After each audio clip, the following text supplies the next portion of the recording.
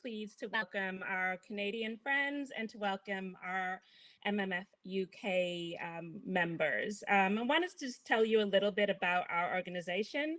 As Allison said, we are also an organization looking after music. Have over 1,200 managers and are growing. Our managers run from brand new managers that are perhaps looking after their friends or their family members to some of the bigger managers in the world, including Ed Sheeran's manager and Adele's manager and beyond. We also put together reports. We do research. We've just released a brand new publication called Managing Expectations, about songwriters and producers, and these are available to anybody all over the world. You can go onto our website and download them and find out about them. We've had a really long and close partnership with Canada. We work together with Canadian Music Week, but we also do events together at the Great Escape, South by Southwest, and we are really excited about this event and building the bridge between the UK and Canada and increasing relationships, increasing business opportunities, and starting new roads for exporting and sharing information and knowledge between you all. So we are really, really happy and excited and welcome everybody. Thank you, Annalise. And thank you, Andrea. So I'm Amy Therrien. I'm the Executive Director. And Andrea and Annalise have done a wonderful job sharing what these organizations do. So I think what I'm going to do now is I'm going to introduce our next speakers, bringing some welcomes. I'd like to call Alison Goodings, and she is the Trade Commissioner of Canada, based in London, helping Canadian companies exporting to the UK. Hello, Alison. Thanks, Amy.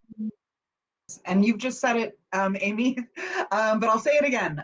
So my name is Alison Goodings. I'm the Trade Commissioner for Creative Industries at the High Commission of Canada in the UK. And it's a fantastic, exciting job that I have. I get to help Canadian companies in the creative space to export their products, services, amazing television programs, fashion designs, and music to buyers in the UK. So it's a job that I love tremendously. And just a little bit about Global Affairs Canada's support. The Trade Commissioner Service is a network. We're across 160 not countries, offices. So we have high commissions, embassies, consulates, trade offices. So I have counterparts who do my job in many other places like LA and New York and Paris and Berlin. So again, we are a fantastic network if you're looking to export to any of these other markets. But I'm really excited to be here today because our remit is to help Canadian business and Canadian companies. The Trade Commissioner Service supports all sectors within Canadian industry, not just creative, but my particular focus within this area is looking at music from a management perspective.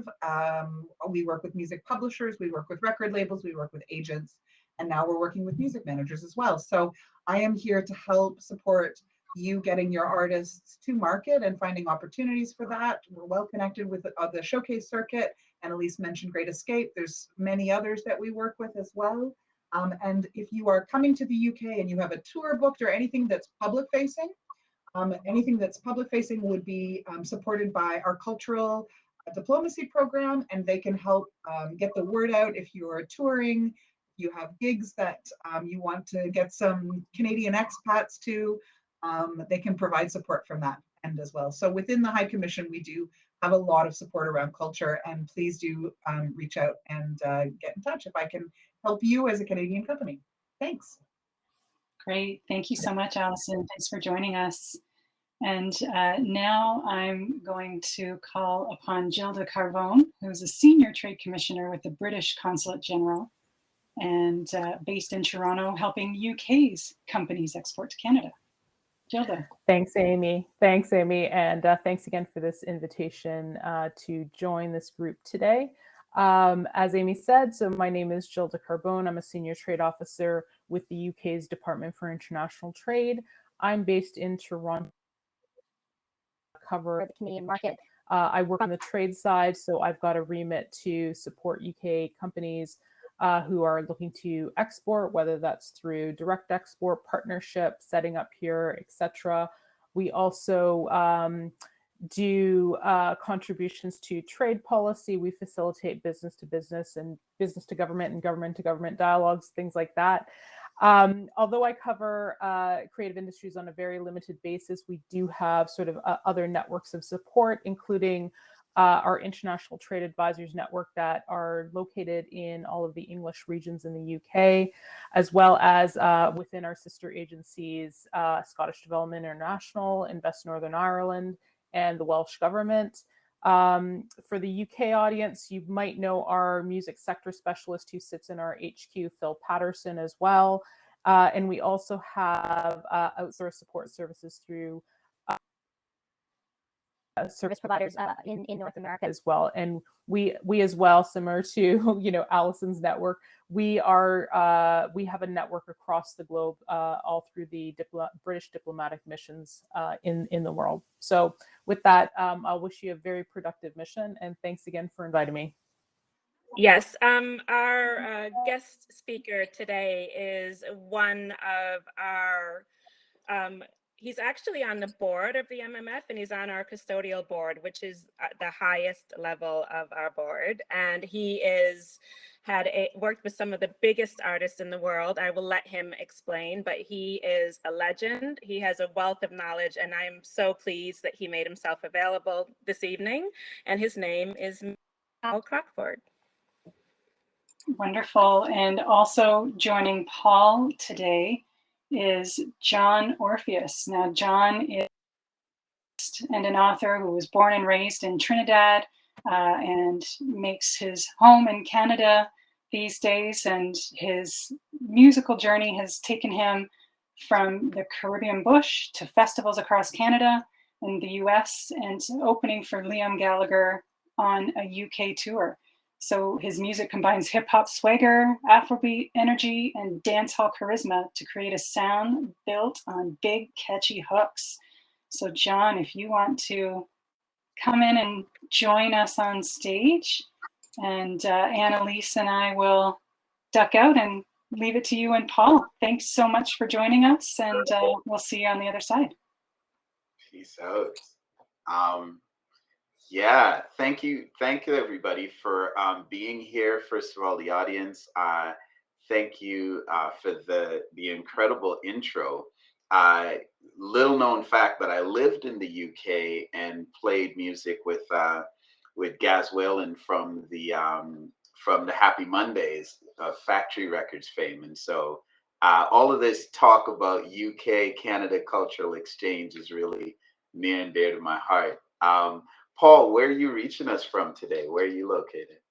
I'm from a place called Eastbourne, which is on the south coast of the UK, about 25 miles from Brighton. Okay. Are you in a castle, like Sting-sized castle? Like, paint the picture for us, man. We want to know how the other side lives. I'm in a reasonable sized house on a reasonable plot of land. But yeah, I bounce between here and my main office is in London, but obviously under current circumstances, I've been in a. How about you? I am actually just west of Toronto, in a little town called Kitchener, but I'm sort of bounced between. I know Kitchener. You do? How come? How do you know Kitchener? My sister-in-law has lived there for about 35, 40 years. Oh, wow. Wow. Yeah. So not far from Toronto, and I'm usually knocking about somewhere between the two. You can find me.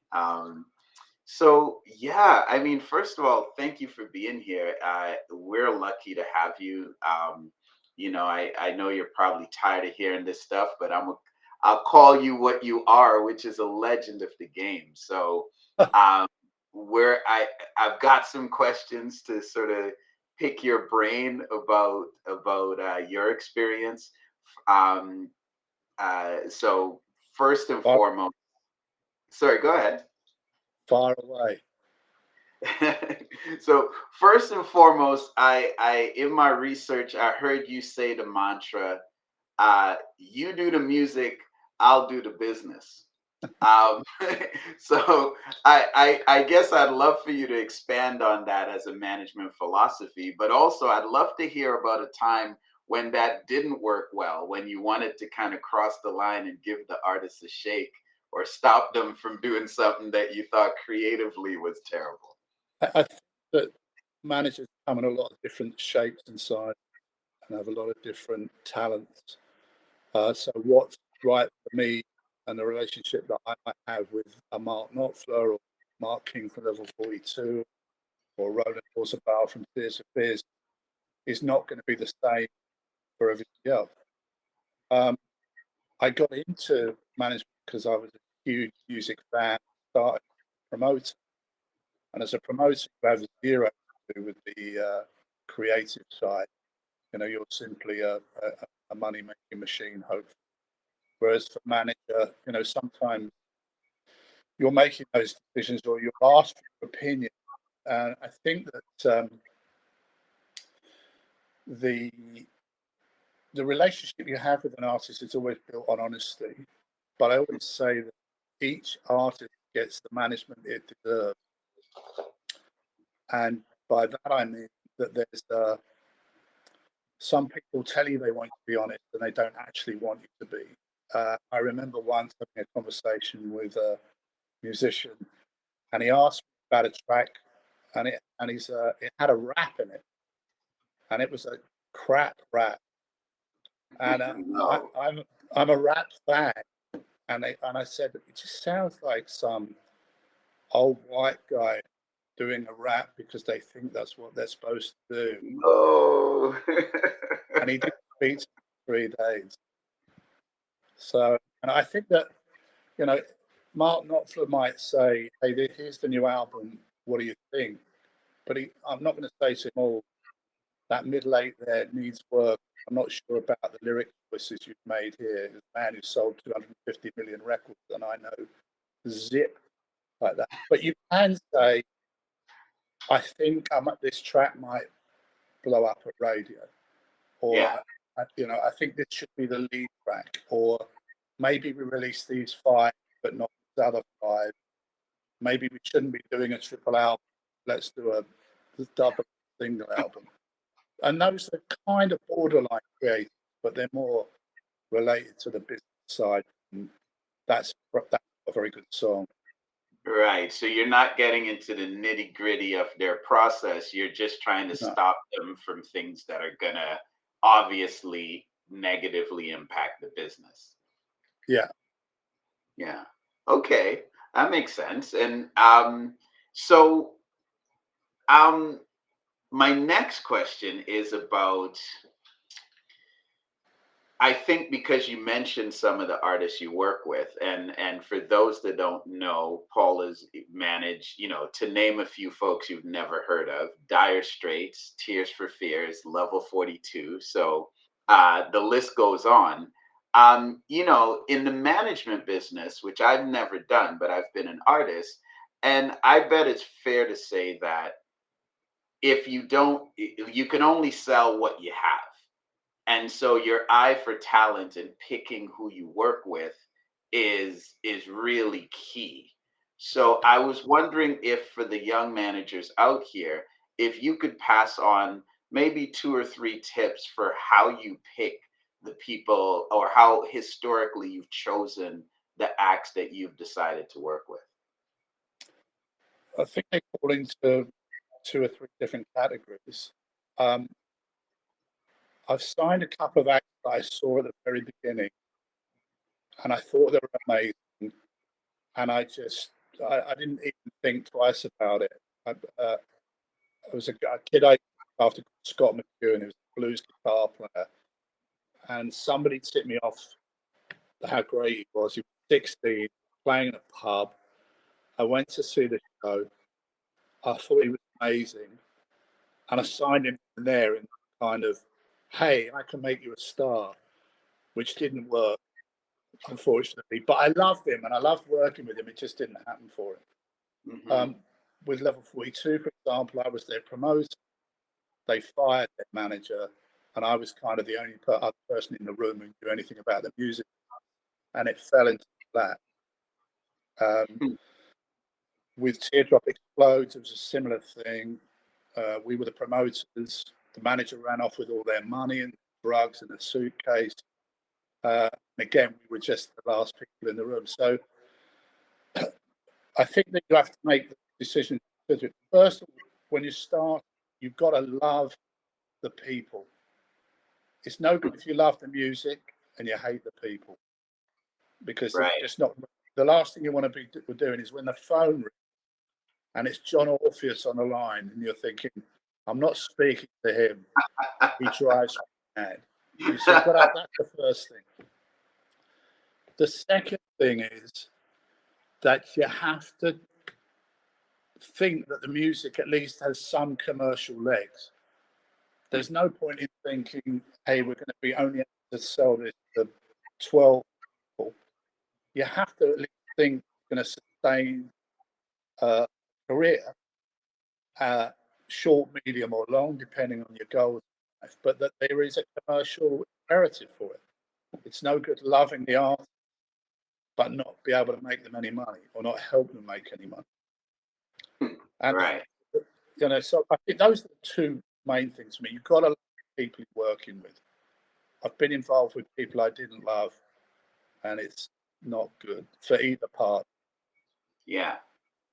No, I had a manager tell me once. He said, "Look, we could have a big complicated contract, but here's the thing: if I don't like working with you, or you don't like working with me, there's no interest in us working together. It's got to be this mutuality of respect and passion, really, for what's happening." So I love that, and that resonates. And now I want to dig a little bit back into your history and how you got started, because most folks here are just legends in the making. They're not fully made legends like yourself. So let's go back to before Paul Crockford was Paul Crockford. You started off at Southampton U as a promoter, and then at Outlaw as a sort of tour manager, front of house guy. So my question to you is, how did those experiences make you a better manager or contribute to you becoming a great manager? I think that the first thing I did when I was booking shows at university, the amazing thing was somebody gave me £30,000 to lose. So in the days when student union events in the UK were financed by a grant, and if you made, they cut your grant the next year. So at Southampton, what I did was we put the 30,000 quid behind the bar and ran a tab behind the bar, and we made money on the event, but it looked like we lost money. And what that gave me was a very good grounding in what a promoter does, what happens at a venue, the problems that bands face just in a live setting, and dealing with the music business generally. Speaking to agents, speaking to band managers, crews, etc. After I got thrown out of university for failing exams, I then went out. There was a promotions company, and I started out as what they call a promoter's rep. So again, I was running shows, putting them on, and acting as the promoter. And again, that's why my experience. And I can tell you at the time, I didn't want to be a manager. When I first got offered it, it was Teardrop Explodes. And I remember the conversation vividly. I said, no, I don't want to do it. The joy of being a promoter is that you just have to deal with the show on that day or on the tour. You don't have any of the problems before, any of the problems after, and it's a very clear-cut relationship. And so I reluctantly got involved with Teardrops. But the more I did it, the more I liked it, because I actually liked being involved in all different elements. But what it did give me was a huge incredibly useful ground in life, which has stood me in very, very good stead. And I did some big shows I was a stage manager for Roger Waters' first solo tour. Involved at Live Aid. I was involved in Nebworth show for music therapy. So my understanding of life means I think that I'm very sympathetic to the hassle that you have when you're on the road as either a musician or a crew person. And I've sat on a bus for 2 days driving across Kansas looking at wheat fields, wondering when I get to a truck stop. And I also dealing with that thing when you're on the road, constant fatigue, small problems becoming big problems, everybody's knackered, promoters trying to run off with the money or ripping you off merchandise, whatever those things are. It's been incredibly useful for me as a manager. And I think that it's made me the manager that I am today, for sure. Wow. So what I'm hearing there is understanding the live environment, understanding, what the roles are of promoters and clubs, and just being just familiar with navigating it from different sides was really helpful. And also now, when I'm dealing with promoters, they know that I know where the bodies are buried because I buried the bodies myself. Yeah. So it short circuits a lot of problems that you may or may not have on the road, because people are like, Right. no point us trying to do it with this guy, he knows what he's doing. Yeah, and you can head off problems before they happen and call out the nonsense before it comes to you. Completely. Yeah. So the music business changed a lot in the last 10 years, less much the last 40 to 50 years. So Yeah. My question for you would be, would you get into management today if you were starting out? And if you did, what would you do differently? Wow, that's a great question. It's hard to say because you only fight the battle that's in front of you. If I was starting university today, the first thing is you wouldn't be able to get the start that I had because those programs don't exist in the UK anymore. Events at universities are run by permanent entertainment secretaries if the gigs are happening at all. Right. My love of music would probably have drawn me. Whether I get into management or not, I don't know. Because I never intended to get into management.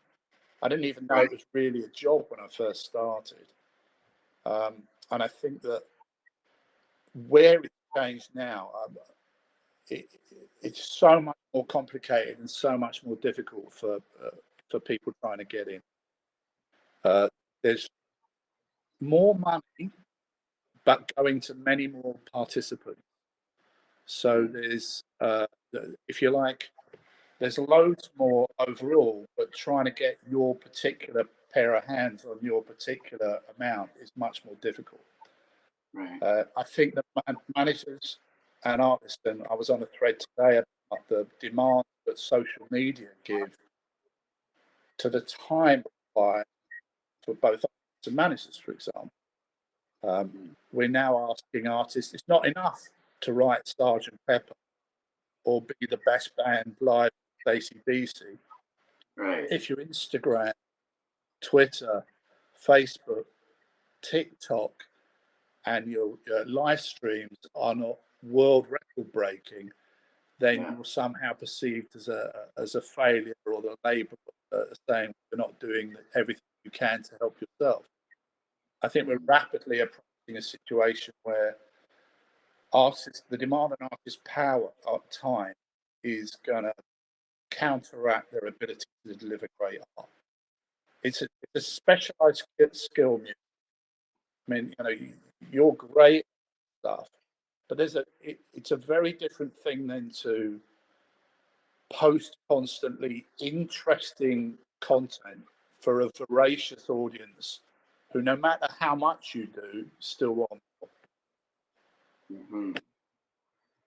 Yeah, No, those are some great points, and I think as an artist, definitely living that life, it's it is it feels like you spend a lot of less and less of your time on creating great art, which is Yeah, kind of why you got into it, and yeah. more of your time sort of being a social media convener, which is definitely not why I started playing music. So um, yeah, so just a couple more questions. I guess what I've noticed is that you've expanded well beyond music. Yeah. You're involved in the Prince of Wales, Prince Charles, the Prince's Trust, a rugby football union, Manchester United Football Club. Which, by the way, if you can do anything to save Man U, I would really appreciate it. I can't It's do that. been a rough I'm an year. Arsenal season ticket holder. I can't get involved in that. So I guess my question is, how has your music background made you effective in these endeavors? What's the value of that music background in these endeavors? And then the opposite way, how have these endeavors made you more effective in the music business? Well, I think that my people skills, if I have any, have been useful in sport Mhm. because the ability to get on with people, be collegiate, and be able to uh, make decisions quick. Because often people, they don't care if it's a right or wrong decision; they just want one. And I think that's sometimes in music. You know, Mhm. people look to the manager. Well, somebody has to make the decision. You've got the, do we release on A date or Y date? Just make that decision. And that's the same in sport. Funny enough, my work with Manchester United was music related. It's all about developing Old Trafford for live concerts. The same with Nice. the RFU. Worked with a extreme sports show called Nitro Circus Live, and again that came from staging shows and promoting perspective. Mhm. I worked with Mike Tyson, and that again came from he using a music business lawyer, knew me, knew I was into boxing, and I started working for him for a while. And I think that all those things involve entrepreneurial decisions, dealing with people, research, stuff that's transferable skills. It doesn't matter what it is. Those sort of things you need in any walk of life. Mhm. The flip side was that it just widened my contacts. So, for example, with Nitro Circus, I came across a whole slew of sponsors that I would never have been involved with without dealing with kids on the back of motorbikes throwing themselves off of ramps and high buildings. And there's a huge amount of crossover in sport music. You know, we have a football agency or soccer agency, depending on what side of the pond you're on. And all of those, every footballer we deal with wants to be a musician, and every musician wants to play for. Yeah. Yeah. And there's a huge crossover there. Certainly in the UK and Europe, footballers are the new pop stars for sure. Yeah. Dealing with players now is like dealing with any talent. You're developing their brand, you're looking after their social media, you're making sure they get places on time. So again, that's a very transferable skill. And Mhm. that's really on the flip side of that is that it's just wide contact. I mean, one of the main things in the music business for the last couple of years has rendered almost impossible is networking. Mhm. Networking is really crucial. It's a bit like when your band's complaining they're only playing to 50 people or 20 people or 10 people in a gig. And you say, well, one of those people may be the music supervisor for Martin Scorsese. Or one of those people may have a brand that they're trying to break into and you fit perfect into their campaign. You just never know. And I'm a big believer in telling everybody everything you're doing all of the time, because you never know when you meet somebody where that conversation is going to go. Mm-hmm. Yeah. No, that's great. That's great. I mean, you're a boxing fan, pound for pound. Who's the best that ever boxed? Ali, Ali. All right. no question. Right. So you don't believe that that second fight against Sonny Liston was fixed? I'm not sure it's fixed or not, but he's still best pound for pound. Yeah. No, for sure. I'd agree with that. Well, There's a great book, if you haven't read it, to go slightly off track, written by an author called Nick Tosh, Tosches, called The Devil and Sonny Liston. Oh, I have read it. I have read it. Great. Incredible book. Incredible book. One of my favorites. I really love that book. No, that's beautiful. So I'm gonna put you on the spot for the final question. Of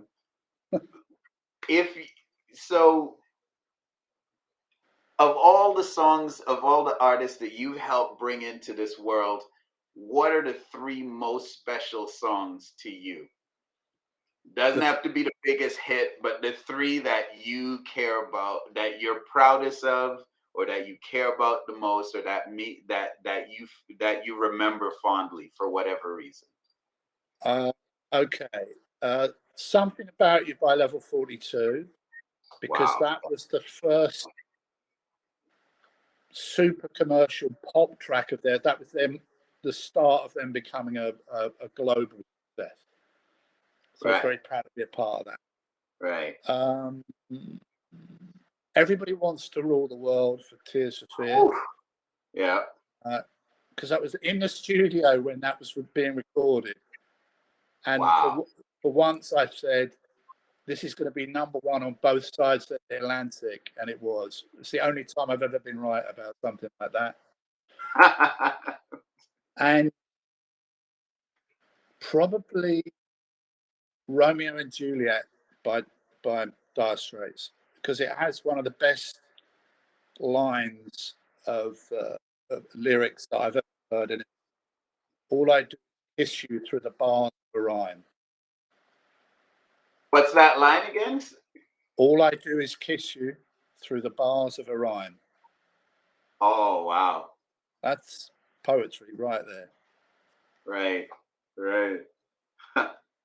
Wow. Well, I know we're gonna do some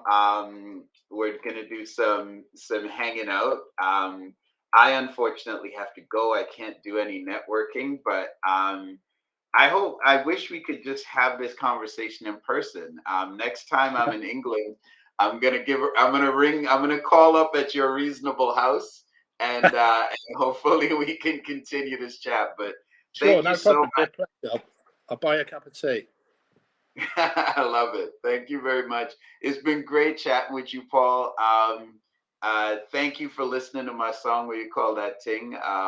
That's one of my favorites too. So we are on the same page. And thank you, MMF Connect, for having me here and having Paul here and bringing us together. Happy networking, happy mingling virtually. Yes, thank you to you both, John and Paul. It was wonderful to hear you both chat. Piercing questions, John. They were great. I don't know if you saw in the chat, almost every question, someone's like, ooh, good question. They were. Go ahead, Paul. They were good questions. Yeah, and so thank you both for your time. Thanks for sharing your energy, your expertise. And thank you both for following the dress code. Thank you for those shirts. No, we're just 2 fashionable old school guys. That's what's up. That's great. And so now we are going to go back to the room, and it'll be open for another hour and 10 minutes or so. So hop around table to table, get to meet some new people, and have a great time. We'll see you out on the floor. Thanks so much, folks.